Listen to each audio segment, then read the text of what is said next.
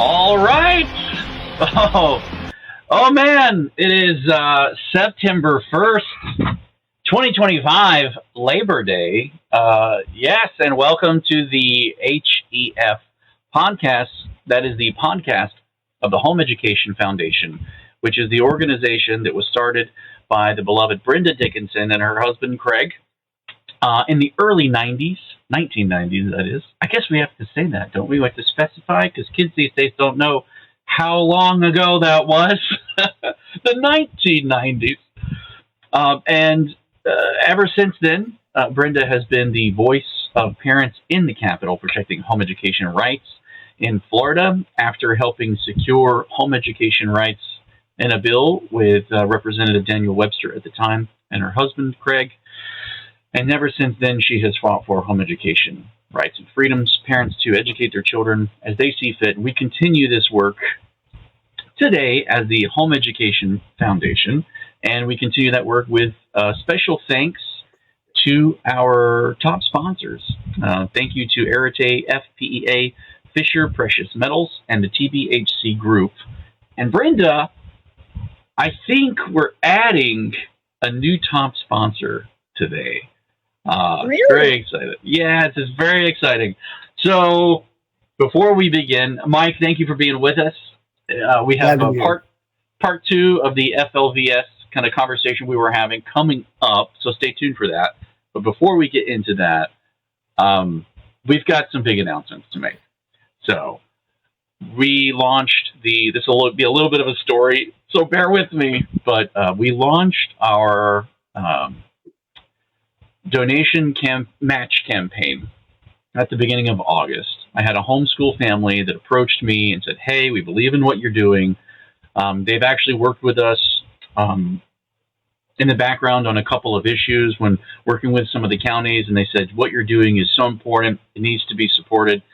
What can we do? And he had the idea of coming up with a match campaign, that if we could raise $6,000 in donations, that they would match that. And so we went and announced it. And when we traveled down to West Palm Beach and did our last homeschool convention of the year down there, and they came back, and I was pumped and excited. And I'm watching to see if the donations start to come as we're making announcements on the podcast and things. And Brenda, nothing happened.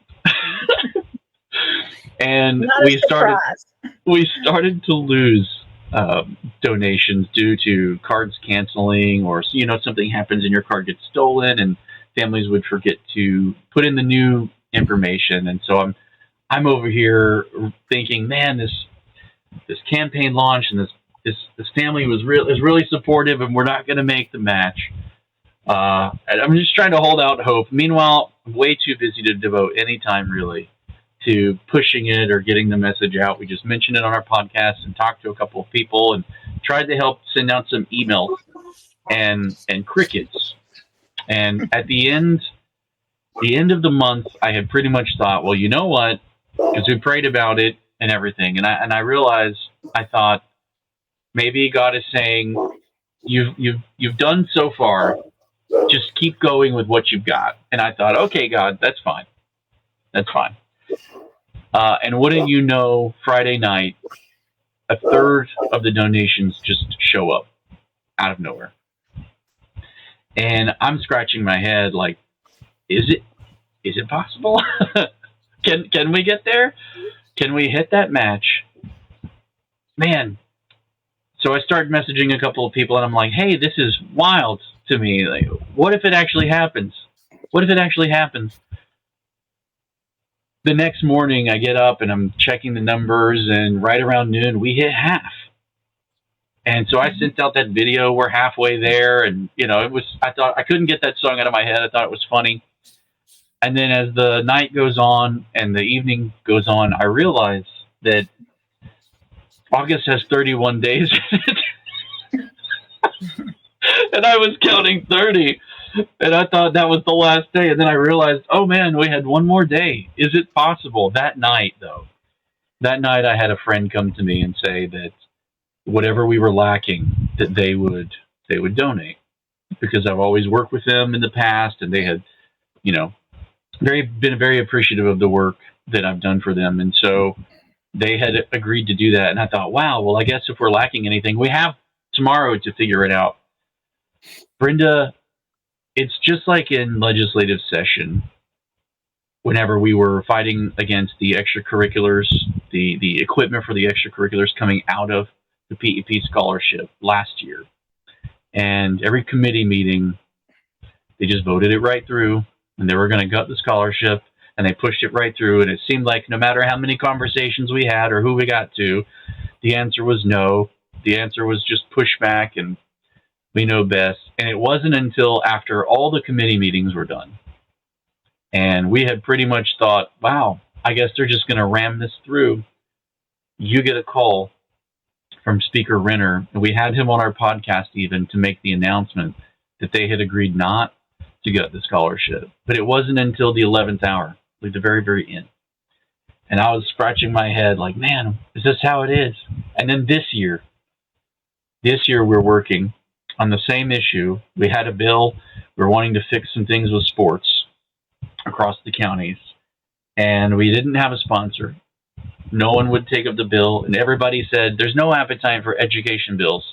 That's what I kept hearing from people. There's no appetite for education bills. Move it along. And at the very, very last minute, we got a sponsor for our bill, and it ran.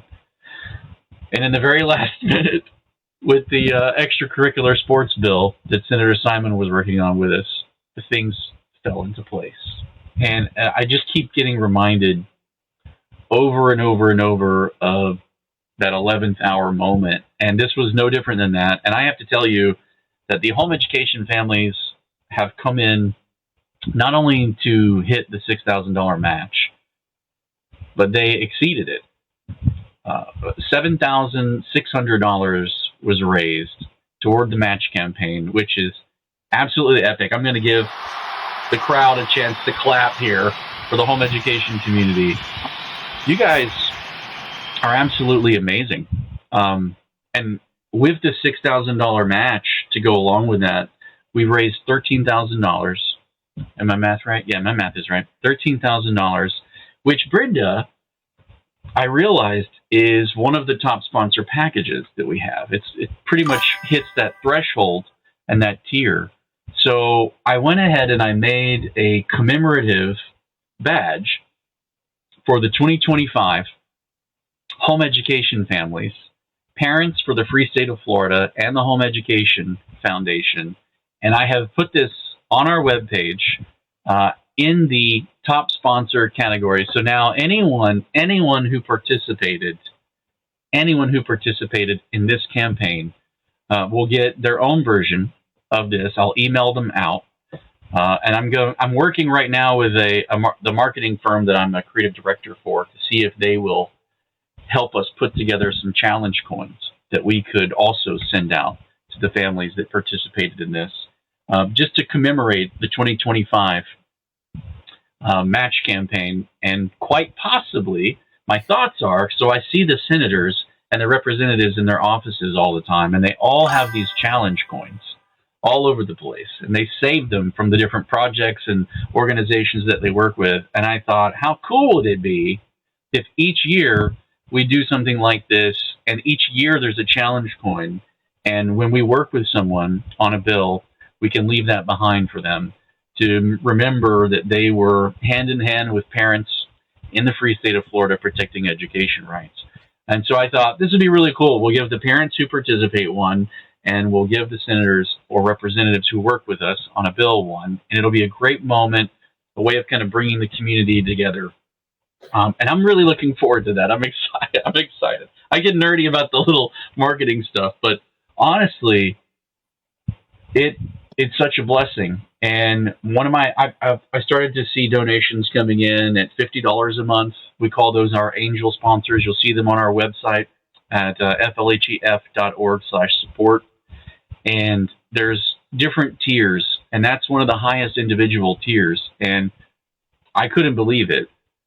But there was one donation that came in at $5 a month. And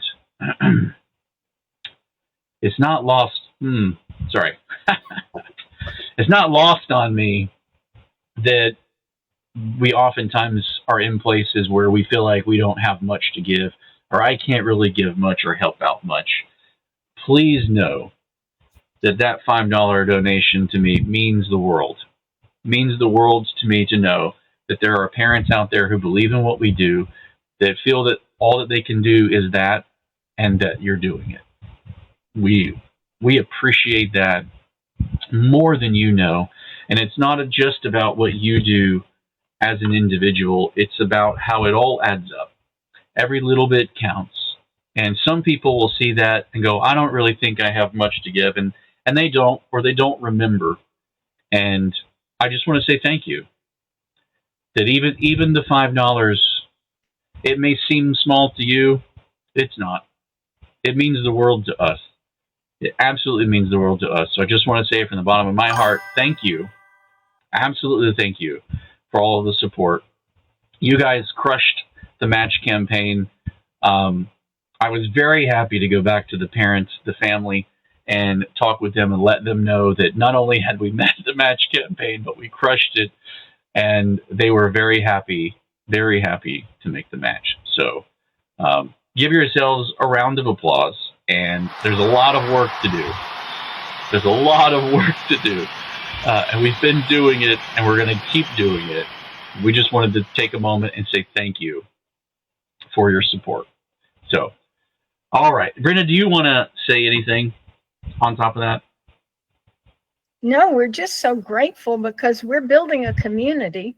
We're building a community of people that realize that the rights that they have in Florida didn't come easy and without a cost. Yeah. And so we need to do that going forward, because if we don't have a voice in the Capitol, anything can happen every session.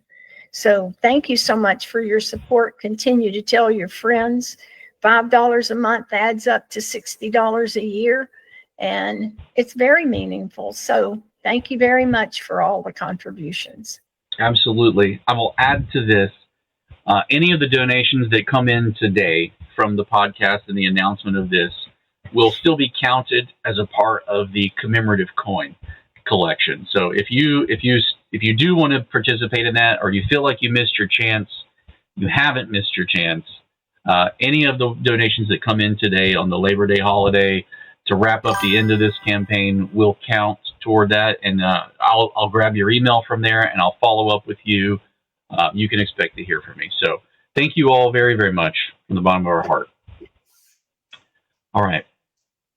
Do we segue from that into let's switch gears? Right.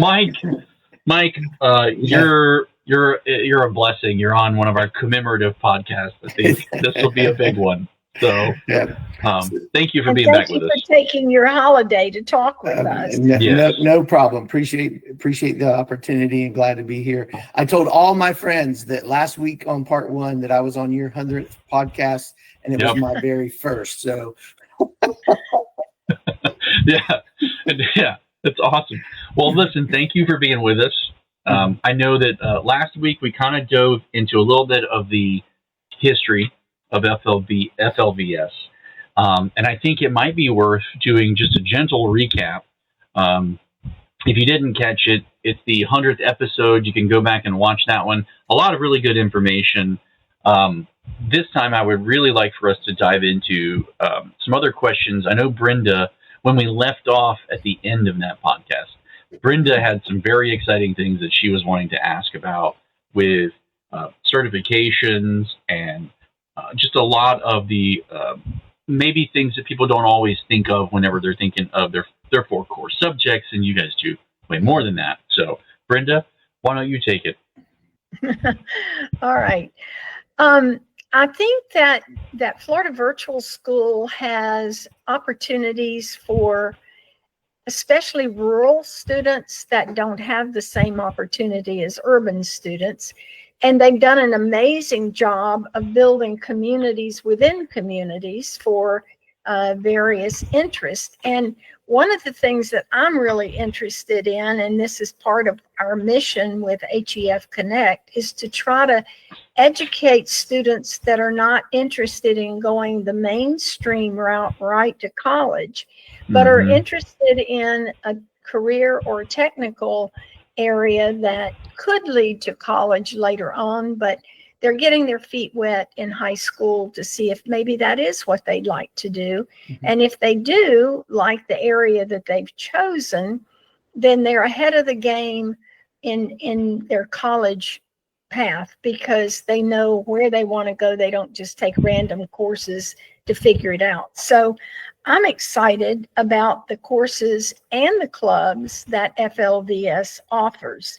I did a little research. Man, the website is so full of information that you could really take several days to absorb it all. Mm-hmm. So Mike is here. He's knowledgeable about all this stuff, and we're going to hit the high points. But just to let you know, to find an alternate path for your child that just doesn't have a direction for post-secondary or career after high school, this is a way to get your feet wet, so to speak.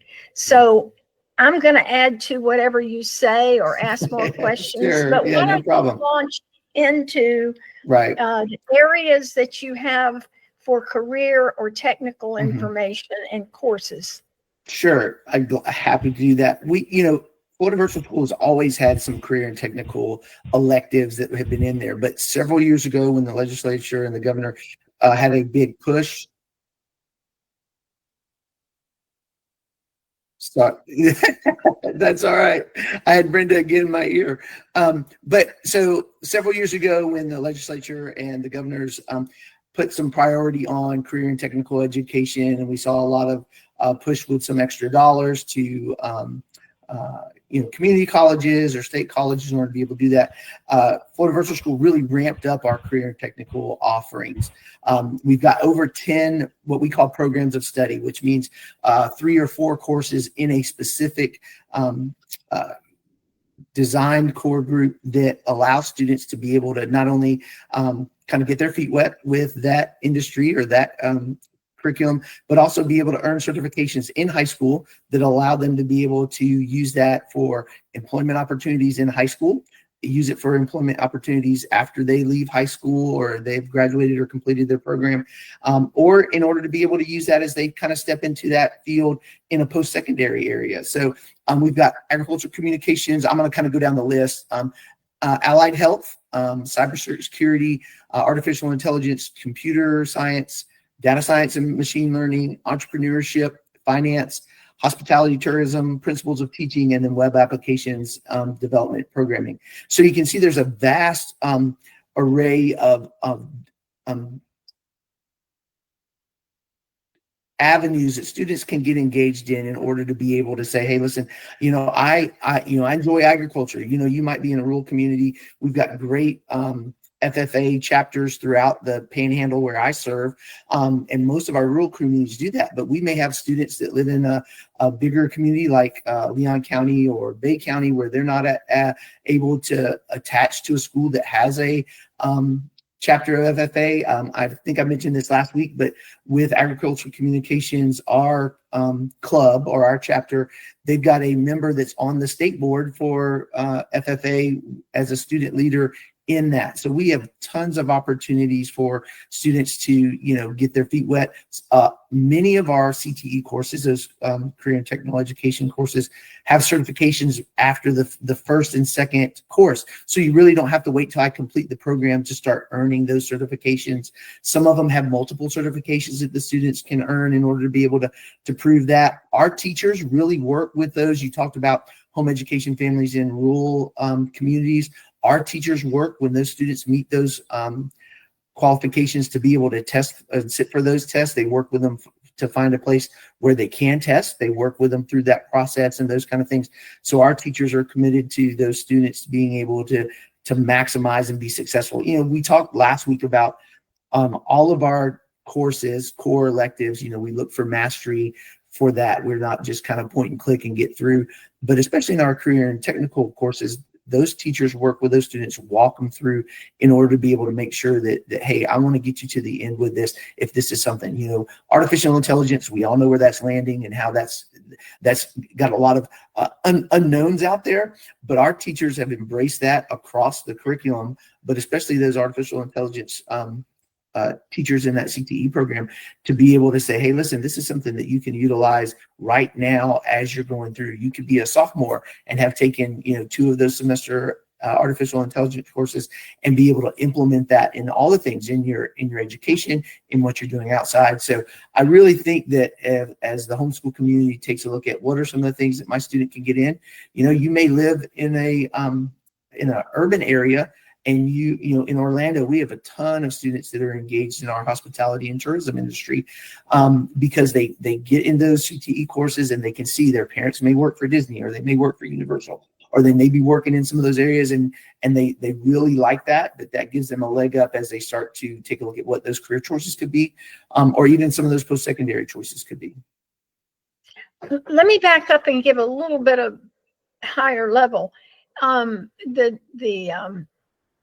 Federal government has identified 17 areas of study in career and technical. So what you're saying is within each one of those 17 areas that you've chosen as finance or business or agriculture, which is the big category, within those IT, let's just say IT is one of the things that you do, is there are like branches. So you can go into web design, you can do artificial intelligence, you can do cybersecurity. You're not going to get at the Florida virtual level probably the extensive courses that you would get if you continue in that course of study. But you will get basic industry certifications, which in a way compare to degrees in career and technical. Industry certifications can be earned. I'm familiar with this just because of years of studying this. I don't know the IT areas, but if you want to be an ASE certified mechanic, you can take industry certification exams to get brakes. So you could become industry certified in doing brakes, and then you can do air conditionings, and then you can, so they build on each other, and they would do the same thing within the IT area. I'm not as familiar with that, but those are the industry certifications. Say, right. Python, is that one of the ones that you Yes, ma'am. I was gonna give an example. For example, because you talked about the level of rigor that is in those CTE courses. Some of those CTE courses have involve advanced placement courses that they take at the highest level. So they really are rigorous. I mean, they do provide those basic learning opportunities and exposure to those technical industries. But computer science, for example, you take foundations of programming, procedural programming, or AP computer science principles, and then AP computer science A, which are very rigorous programs as far as being able to understand and develop a mastery of that area. But then they have, of course, the regular basic Microsoft 360 certifications at the first or second level. There's also the Python coding specialist, which you can take after you take the first level course. So that's one that you can take one course, and then all of a sudden now I'm going to start working on those industry certifications. And then the PCAP, which is the Certified Associates in Python Programming. So that gives you 3 professional certifications that you can earn starting after that first level. So yes, those certifications are like badges or ticks on your collar or on your belt as you're moving through that industry.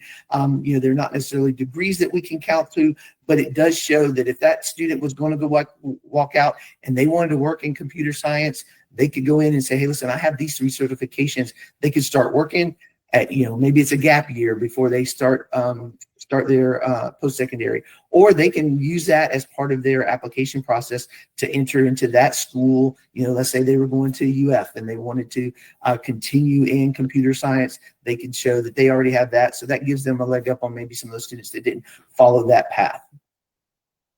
And those are third-party exams that are given, and industry recognizes if you have a certification in Microsoft 360. Right. I mean, Yes. it's sort of a resume that you can go to any business and show what you have, the skills that you have in those areas. Which, if you want to work while you're going to school or after you finish high school, that gives you really a leg up, like you said, because you've already shown what you have earned within those areas. Plus, we talked a little bit about this before coming on. If you're interested in that particular field after you've had the opportunity to explore it and you want to continue in your education, there are Bright Future scholarships for vocational. And Yes, I'm not expert in this, but this is what I think I know. And we may get one of your counselors on here a little bit later, or a representative from Bright Futures to talk about this. But you would be able to get, if you want to go on to technical school at a state college, you could earn a scholarship for a 60-hour program. It could be an AAS, which doesn't lead to a higher degree, or it could be an AS where you've taken core subjects as well, or gen ed. And then you can go on from there if you're in the vocational area that is recognized as a CAPE area. That's a designated area that the federal government has established. And IT would be one of those. So if you complete that, I was going to say our programs of study all qualify for that Bright Futures Gold Seal scholarship. So anyone that was trying to earn that Gold Seal scholarship, they can complete that program of study. Because like I said, I'm not the counselor, but those three courses in that specific area will allow you to be able to meet those qualifications and those requirements for Gold Seal. And for home education students, they don't have to meet a GPA for basic high school or transcript. They're non-traditional students. That would probably be true of the PEP students as well. And they just have to make the grade point average. I forgot what it is, but let me look here. I think it is 3.5 in the courses that they take through Florida Virtual School, or if they want to do an adult education program at their district, as long as those 3 courses are in the same area. Yes, ma'am. I was going to mention with our allied health, for example, you take anatomy and physiology, which isn't necessarily a cakewalk course, but it's on an honors level. Health Science Foundations and Allied Health Assisting. But some of the certifications could be a certified EKG technician. So if you're really looking to maybe get into the health field, you're not sure you want to go post-secondary health, but that also allows you to be able to take those skills that you've learned, show that you've been able to master the curriculum, and have somebody say, hey, listen, I want to have you come work for me because I see where you've completed those and are moving forward with that certification. Yeah, it looks like on some of the things that I saw, there were internships or work opportunities. Yeah, our CTE program works with the students if they're interested in that. The instructional leaders, they can work with students to be able to find those. Because we, serve the whole state, and you may be living in Bristol, Florida, and then over in Liberty County and taking a CT course, but you might have a teacher that's in Orlando. So they work with those students in order to be able to find opportunities where they can and kind of drive them to some organizations that can help them be able to plug in. I think this is such an important area because we've known for a long time how to get into college from high school. And that's well established. But the career and technical area offer great high skill, high wage opportunities for kids that don't want to just go to college, and a lot of them, after they get into these programs, will want to go on and get a degree in engineering or a degree in something higher, because they're interested and they know what they want to do. Mm-hmm. So we've seen this with AmSkills as another career area that we've looked at. It's a training program that basically is just a private program, but they've met all the qualifications to be able to offer industry certifications in manufacturing. And I don't know if we've done a program on them, Jason, but that may be another thing we want to Not yet. pursue, in helping kids see what there is out there for them to do. So Florida Virtual doesn't do manufacturing, but they do these other areas that are part of the 17 cores that are for career and technical. I wanted you to talk a little bit about the clubs that Florida Virtual offers, and it kind of connects to the career and technical area.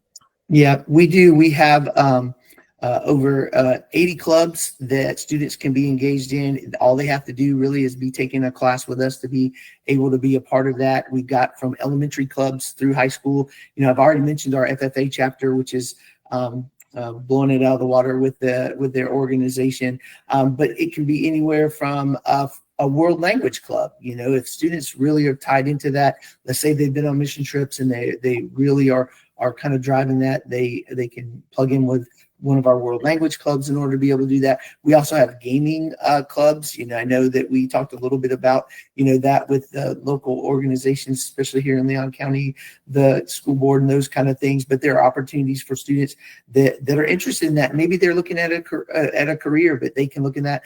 We also have robotics clubs. It's much like, you know, my youngest was involved in that locally here. So we have robotics clubs that they can be engaged in. Parents that are interested, maybe they can go and see, they know what their students are, especially if they're, like you said, in a rural area where they don't have a lot of those extracurricular things that they can add to their educational program. They can go to our website. We've got a whole list of those clubs based on age, and they're age appropriate. So, you know, you're not going to end up having, you know, kids older than your kids that are in there with that. So it allows them to be able to engage with other students across the state that are interested in what they're doing, allows them to be able to implement some of those things that they're doing. We do have some clubs that have meetups based on the population of kids that are involved in that throughout the state. So there's a lot of things they can do in order to be able to add to their experience.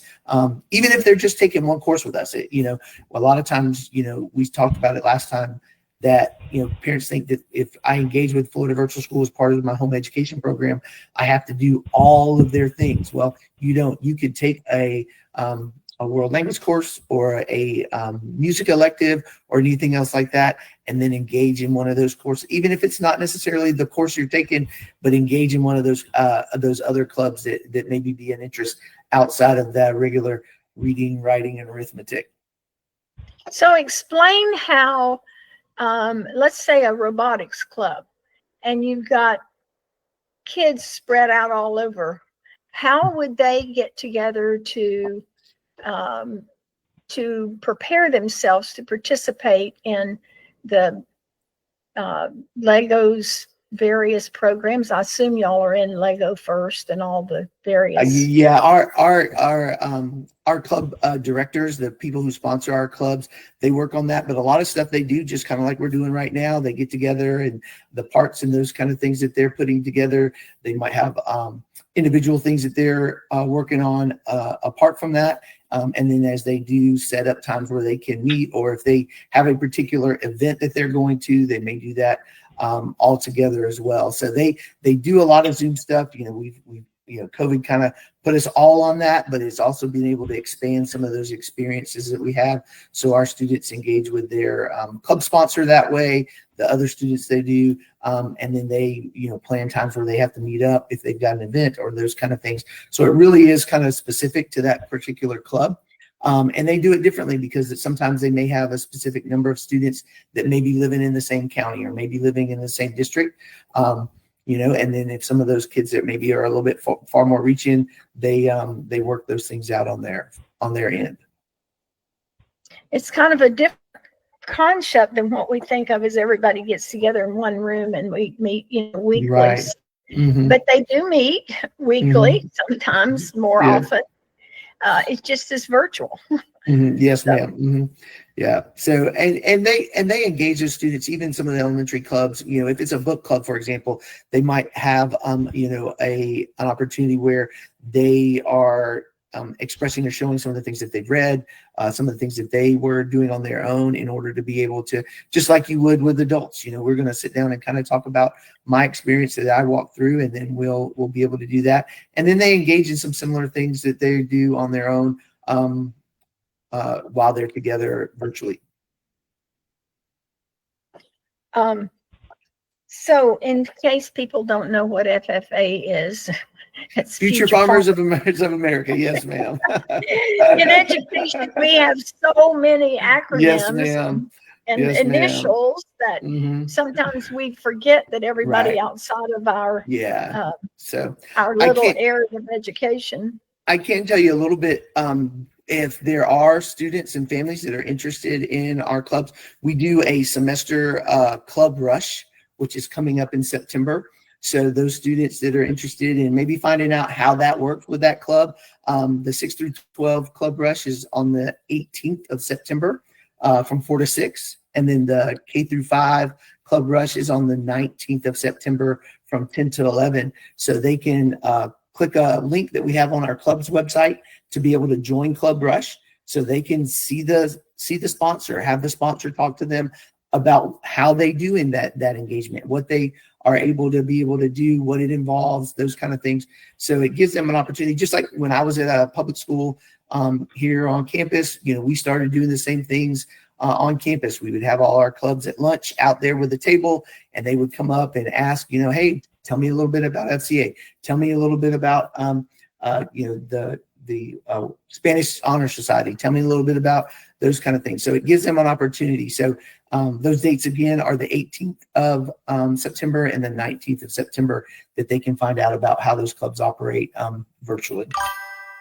Can we post that somewhere, Jason, so that the information is easy to access from our website? Yeah. I'll send you a link that you can have. Sure. Yeah, absolutely. Yeah, we can have those links posted in the description underneath, so that when people are watching the video or they're going live, they'll be available for them. So, and I think you've sent me a couple of links previously as well. I think some parents might still be wanting to do their own thing, right, and do it their own way and just kind of pick and choose here and there. But they might hit some of those places where they might need something like driver's ed. Is that something you guys do? As far as a la carte is really where we land with home education families. We do have a few that use us for all their core and extra electives.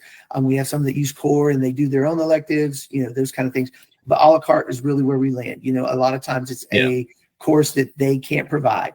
They like driver's ed, for example.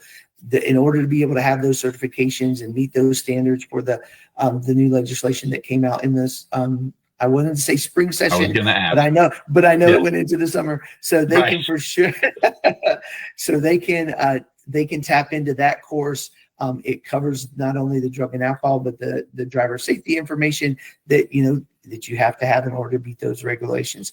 We have a ton of homeschool families that when you look at their student profile, driver's ed. And that may be the only one they use, so they do that. Then of course it might be a higher level math or a higher level science, once we get to pre-calc or AP calc, those kind of things, AP physics, any of those courses that parents maybe don't feel comfortable with. But I might be a social studies ELA person, so I'm good with that no matter what we're doing. It may be that we're part of a co-op where we exchange ideas and have parents that operate as tutors or those kind of things for different stuff. But I need to grab, I've got a student that really wants to go to this college or university, and they say you have to have that. I experienced that a lot of times when I coached here locally with players that had to have a particular course that might not have been offered or they didn't have on their program. So they were able to take that course with Florida Virtual School to meet that. Let's talk about that a little bit, because, I think I'm perfectly capable of teaching my kids how to drive, especially with a stick shift and teaching them the rules of the road and all those kinds of things. But it doesn't necessarily mean I get to give them their driver's license, right? So somebody else has to sign off on that. So there's the need for the course. And some parents feel the same way about Spanish or teaching a foreign language. Like, I'm going to take this app, or we saw this YouTube, and I've been putting them through these different things, and they can already speak this much Spanish. And and so they're doing it themselves. But oftentimes you get to that place where the college, if they're applying and going to college, the college wants to see something specific. They want to see an accredited course for Spanish or things like that. Talk me through that just a little bit in terms of those kind of elective type things where they might need those accreditations. Is that something that you can put a parent's mind at ease? Yeah, for sure. Because what happens when you take a course with us, you can get an official Flex transcript that has those courses listed. It's got the course number, the teacher, all of those kind of things. You can add that to your regular homeschool transcript that you create as you self-report and turn those things in through the application process. So those parents that are concerned about that, our accreditation, because we have to hold that in order to be able to be a district with the state of Florida. All of those accreditation courses, they have to meet all those state standards, especially if they're going to an in-state college or university. They're accepted. And the only process you have to really go through at the end is you get an official transcript from us that shows where that course was taken through Florida Virtual School, and attach it to your home education transcript, and it allows them to be able to track that. So you can rest assured that that's going to meet those requirements. You're not going to have to add proof. I know that some home education families, if you take a higher level Latin or something else like that you're doing at home as part of whatever curriculum you're using, you having to produce that in order to get the credit at your college or university. Sometimes there's a couple of hoops that you have to jump through. So that's not necessarily the case if you take that with Florida Virtual School. And there are some colleges and universities that are looking for 4-year designations for world language students, especially for particular programs. So you may teach level 1, level 2 at home, and if that student's ready, and you can take level 3 and AP or level 4 with Florida Virtual School. So it's kind of like when you CLEP a course, I can show my grade at the higher level course is satisfactory. So that means I must have had those building blocks coming in. So it gives you some flexibility with that as well, and meet some of those new requirements that are coming from those colleges and universities. It's an important question, and it's one that kind of came up on our Discord this past week. As we're juggling all the other things, we're also juggling parents' questions about things like this in our Discord. And some colleges, it might be, or universities, it might be enough to get your foot in the door that you don't have a transcript and that you're certifying that you completed the home education program, but it's not enough to check off specific requirements for courses that they had taken, unless they can be accredited and check those boxes. And a lot of parents don't always realize that little nuance. So they're clear on one area, but then they get there and that's a bit of a roadblock. And so it's good to know that there is an option where they can overcome that obstacle without having to fully go all into a program. They can still maintain the do-it-yourself kind of approach. It's something that we've been very cautious about. I'm seeing a lot because the scholarship and the pervasiveness of the scholarship coming in, I'm seeing a lot of programs coming, especially from out of state, where they're just encouraging parents, homeschooling is hard, dump your kids on us and we'll take it for you. We'll do it for you. And ultimately, that isn't the spirit of the home education that we protect. Obviously, we're going to protect parents' rights to do what they want to do, make their education choices for their own kids. But the ultimate version of that is they're yours and you can teach them. Like, you're capable. You can do it. And it's nice to know that there's that blend of accreditation and kind of prepping them up, whether they're going to college or, as we started the conversation today, they're going an alternative path. And you guys actually have pathways to both, which is great. Right. Exactly. We talk about, in different circles, coming alongside somebody. We're not out in front driving the bus, where you have to just be a passenger on it. But we can come alongside and be a part, and you can kind of reach over, grab some pieces that you need, and then be able to continue on the journey that you have, because it might not be the same way that we're getting to Pensacola. That, I may want to take the coast and drive a little 98, and you may want to hit I-10 and get there a little bit quicker. So FLVS with those homeschool families can really come alongside and be a part of that. Good analogy. We do have a question from our comments. Brenda, did you want to say something first? I do. This is something that was, in fact, I haven't had this come up recently, but the universities require for you to get an upper level that you have 2 consecutive courses in a single language.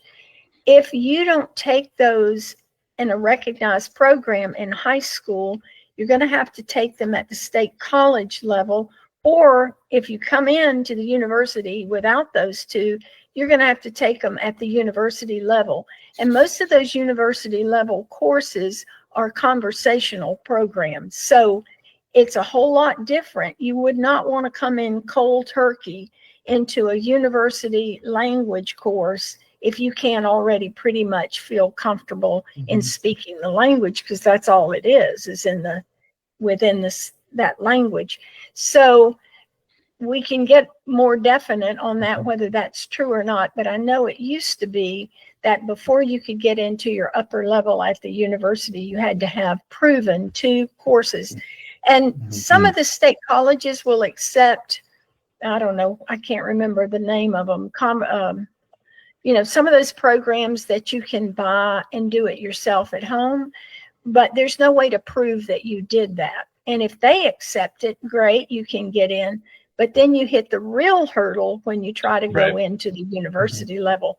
So I think foreign language is a great way to get your foot in the door, get the certification on a transcript from FLVS, and I was just going to say that our world language programs are outstanding. Of course, I would say that, but we've got Hebrew and American Sign Language. So we have, and we do have French and we do have Latin. So we do have some of those alternative languages that students might be interested in taking, as opposed to the regular Spanish that is kind of the standard at regular public high schools or standard in regular homeschool communities. So you do have those other opportunities and options that if a student's got a lean toward that, they can reach out and branch out a little bit into those other world languages.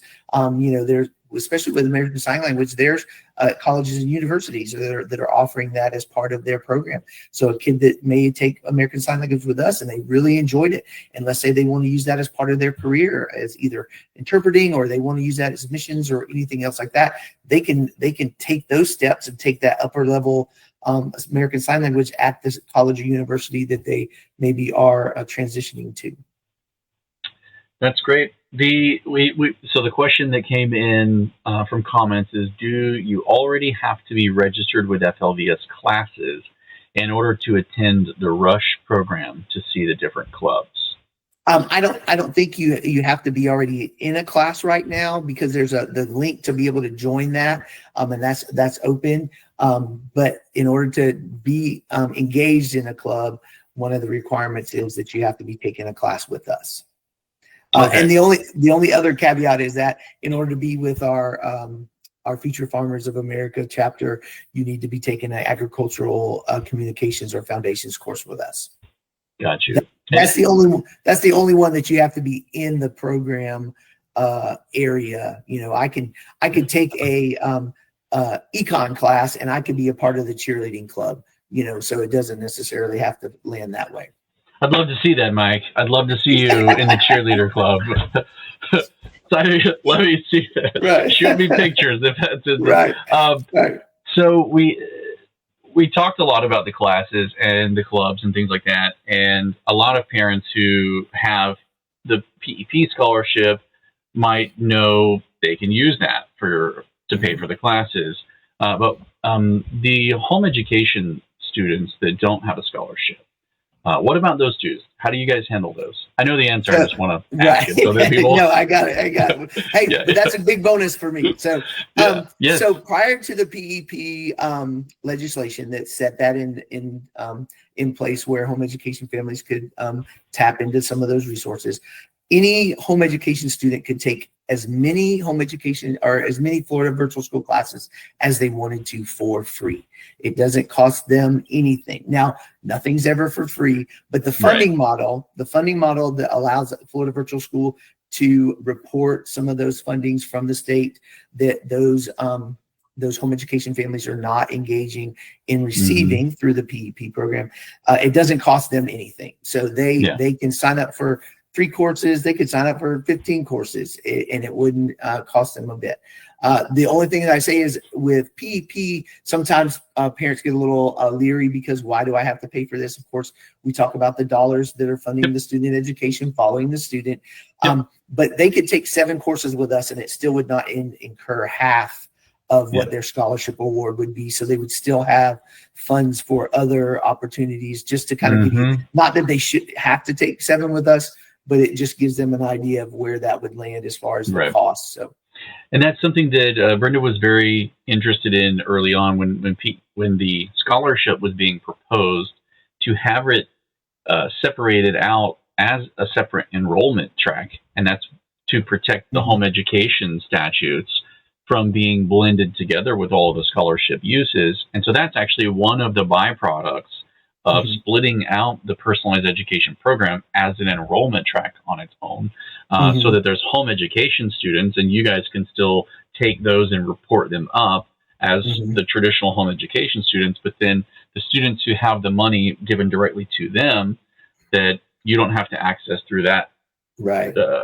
district system, they can pay you directly and just go and write on in with the scholarship, and they can do it a la carte, or they can take as many of them as they want to throw the scholarship at as well. You know, and that's the beautiful thing about the way I think that it's been set up, and something that Brenda was so keen on getting the PEP, the personalized education program, made into its own enrollment track. And, you know, that's oftentimes missed.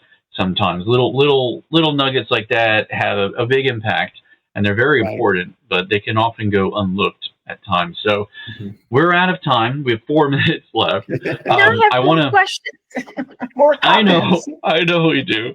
I would love to, if there are questions or comments that people have, they want to know more about the programs, you guys can feel free to jump into our Discord community. We have a very vast and fast growing Discord community, the HEF Discord, and that's home education families across the state of Florida.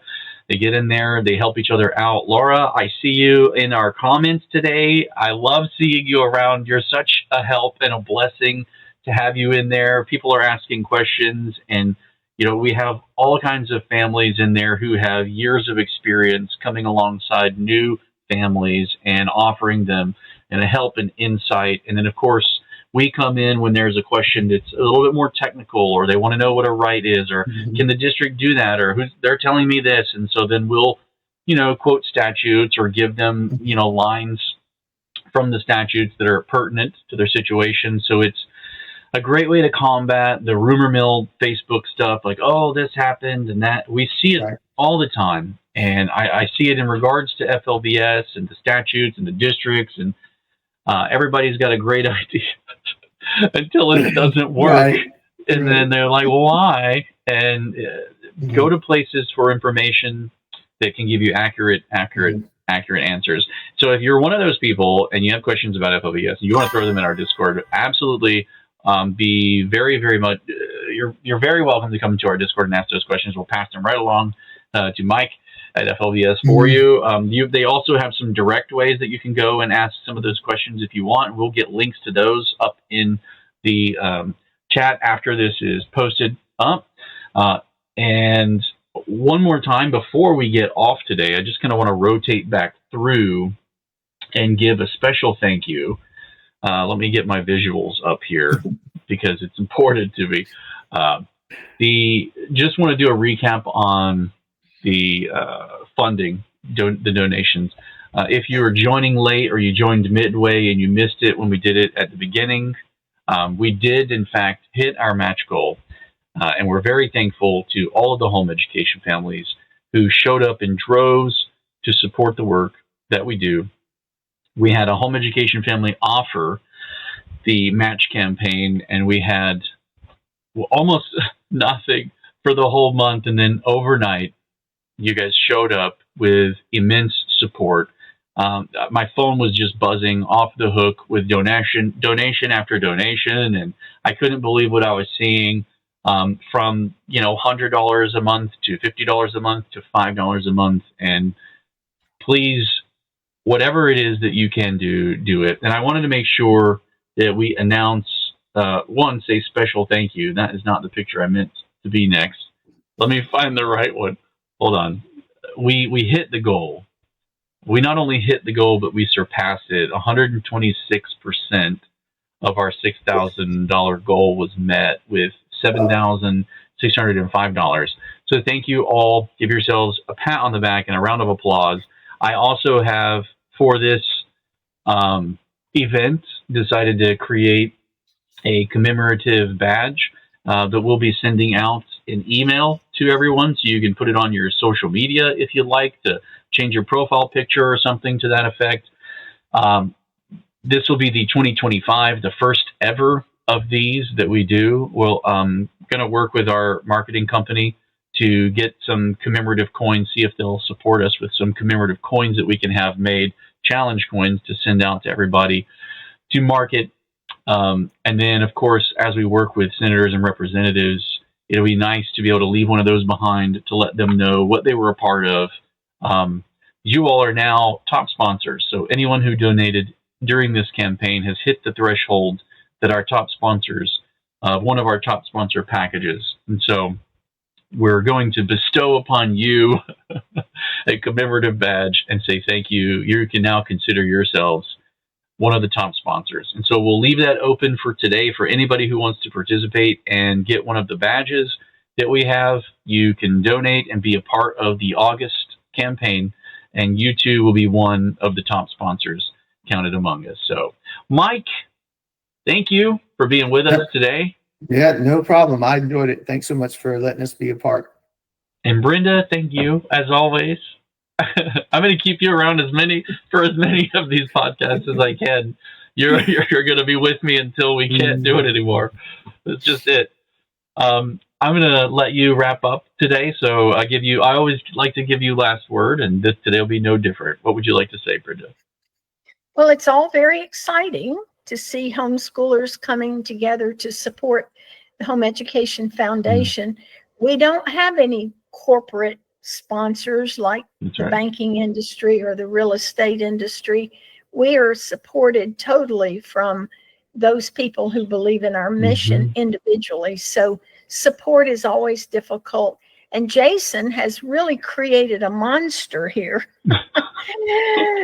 for himself because in order to connect the community, he's designed all these IT programs and ways for us to connect. Maybe over time, when we get our ambassadors in there to help answer some of the questions for new homeschoolers, it will help. But right now, Jason and Crystal are carrying the bulk of this, and it's pretty much taken over their lives as it did for me for 40 years. And so if you enjoy the privileges that you have in teaching your children at home, however you do that, whatever umbrella you're under, it's because of the work that we've done over the last 40 years. And to continue the work, we need the support. So I think this is a very good cause to support. And thank you so much for what we've done so far. Tell your friends and family. Grandparents can donate. You know, they're not homeschooling anymore, but they still love it. So engage your grandparents to help us. Absolutely. Thank you, Brenda. And without anything further, we'll say a special thank you to our top sponsors one more time as we close out today. And today, I get to say thank you to the parents for the free state of Florida and the Home Education Foundation of 2025 for being one of the top sponsors, alongside Arete, FPEA, Fisher Precious Metals, and the TBHC Group. We appreciate all of you guys, and we invite you to come join us. Blah, blah, blah, blah. Come join us back every Monday at noon for the other podcasts that we do. We do have some special guests coming up, and I have good word that we will quite possibly even be having the Commissioner of Education himself on our podcast soon. I'm still confirming the exact date and time, but I'm really looking forward to that one, and we'll get word out about that one. But until then, enjoy your Labor Day and enjoy whatever it is that you do on Labor Day, if you're doing a cookout or spending time with friends. And thank you, Mike. Thank you, Mike, for being with us again today. All right, without any further ado, I'll let you guys have your Monday back.